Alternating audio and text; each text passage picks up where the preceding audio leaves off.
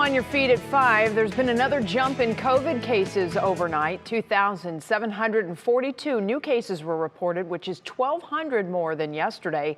It's been more than a week since we've had more than 2,000 cases, so this is definitely not good news.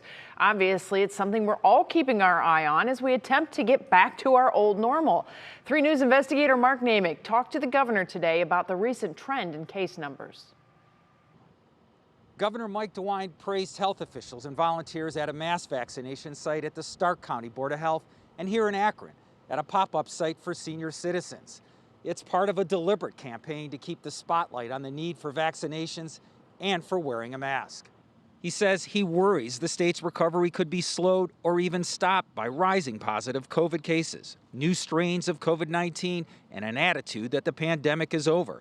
And he acknowledged there is a clock on his health order and mask wearing after his fellow Republicans in the State House this week passed a law canceling his powers in certain health orders. But this really is a critical time. We have a race going on.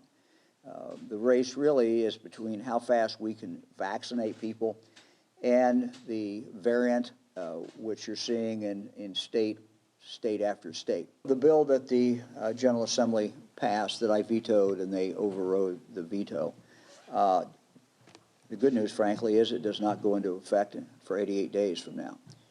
I hope that this virus is in our rearview mirror in 88 days and before.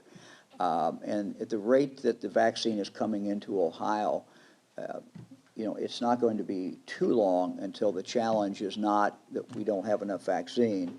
The challenge is going to be, convincing Ohioans who have been reluctant to get it, convincing them that it's time to get the vaccine.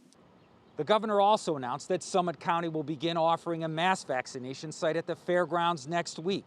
He said he hopes that it will make 5,000 appointments available to people seeking the shot. I'm Mark Naymik, 3 News.